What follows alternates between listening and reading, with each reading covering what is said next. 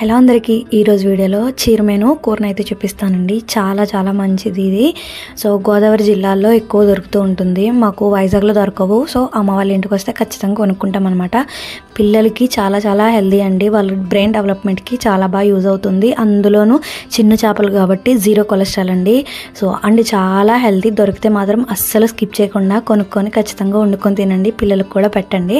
ఇవి చిన్న చేపలు అంటే చేప పిల్లలు అన్నమాట. సో చిన్న చేపల వలన దీనికి మనం పెద్ద చేపల తల తోక వేరు చేయడం అలాంటివి ఏమి ఉండదండి. డైరెక్ట్గా కడిగేసుకొని కూరనైతే వండేసుకోవడమే చాలా బాగుంటుంది. సో ఇవి పట్టేటప్పుడు ఇసుక ఎక్కువ ఉంటుంది. ఇందులో ఎండు చేపలు ఎలా ఉంటుంది అలాగా. సో ఇసుక ఎక్కువ ఉంటుంది కాబట్టి కొంచెం ఉప్పు వేసుకొని ఎక్కువ సార్లు కడుక్కుంటే సరిపోతుంది. అంతే, చాలా ఈజీ ప్రాసెస్లో మనం క్లీనింగ్ అయితే చేసుకోవచ్చండి. అండ్ చెప్పా కదా హెల్త్ కూడా చాలా మంచిది. సో ప్రాసెస్ అయితే ఇప్పుడు చూపిస్తానండి. చాలా బాగుంటుంది. చాలా సింపుల్గా కూడా చేసేసుకోవచ్చు. ఫస్ట్ అయితే బాండీలో ఆయిల్ వేసుకొని అందులో కరివేపాకు అయితే వేసుకోవాలి. కరివేపాకు ఫ్లేవర్ బాగుంటుందని చెప్పి నేను ఆయిల్లో వేసాను. సో తర్వాత ఒక 2 పెద్ద ఉల్లిపాయలను తీసుకొని ఇలాగ మిక్సీలో కచ్చాబచ్చా కింద, మరీ మెత్తగా గుజ్జులా కాకుండా ఇలా కచ్చాబచ్చా కింద మిక్సీ ఆడుకొని ఈ ఆయిల్ అయితే వేసుకొని బాగా ఆయిల్ సెపరేట్ అయ్యేదాకా బాగా వేయించుకోవాలండి, కలర్ మారే వరకు.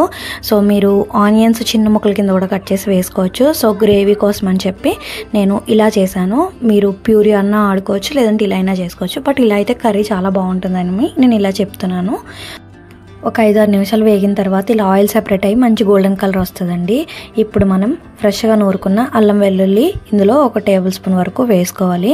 నాన్ వెజ్లో ఎప్పుడైనా సరే ఫ్రెష్గా నూరుకున్న అల్లం వెల్లుల్లి పేస్టే చాలా టేస్ట్ అనేది ఎన్హాన్స్ చేస్తుందండి. సో ఖచ్చితంగా ఫ్రెష్గా నూరుకోవడానికే ట్రై చేయండి. తర్వాత ఇందులోనే ఒక 2 టొమాటోలను కూడా ప్యూరీ చేసి వేసేసాను. చెప్పా కదా గ్రేవీ కోసం మీరు ముక్కలైనా సరే వేసుకోవచ్చు. వీటిని మంచిగా ఆయిల్ సెపరేట్ అయిపోయే వరకు వేయించుకోవాలి. ఇలా ఆయిల్ సెపరేట్ అయి వేయించుకోవడం వల్లనే మన కూర అనేది టేస్టీగా ఉంటుందండి. సో సిమ్లో పెట్టుకొని వేయించుకోవాలి.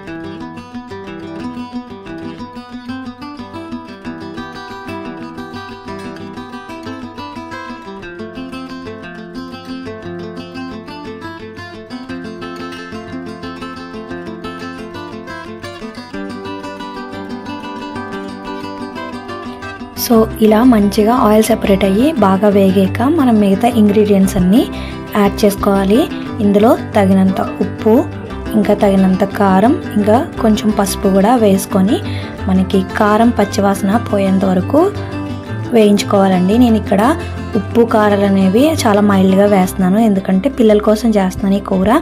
సో అందుకని తక్కువ వేస్తున్నాను. నాన్ వెజ్లో స్పైస్ ఎక్కువ తినేవాళ్ళు కాస్త ఎక్కువ వేసుకోవచ్చు కారం. అది నేను కేవలం 1 టేబుల్ స్పూన్ అంటే టేబుల్ స్పూన్ మాత్రమే వేసాను.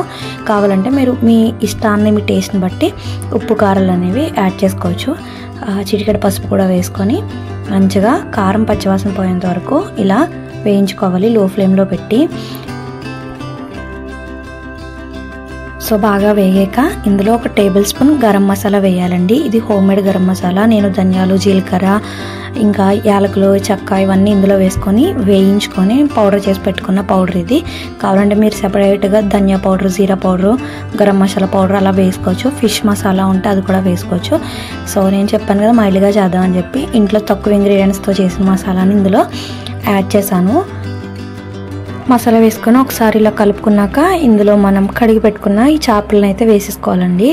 సో ఇందులో కూడా గరిటె ఎక్కువ పెట్టి తిప్పేయకూడదు, ఎందుకంటే చాలా చిన్నవి, చాలా డెలికేట్గా ఉంటాయి కాబట్టి పేస్ట్ అయిపోయి ముద్ద అయిపోతుంది కూర మొత్తం. సో అలా కాకుండా ఒకసారి నెమ్మదిగా ఇలా కదుపుకొని ఒకసారి మసాలా అంతా పట్టేదాకా సిమ్లో పెట్టుకొని మగ్గించుకుంటే కొంచెం చేపల్లా ఉంటాయి అన్నమాట.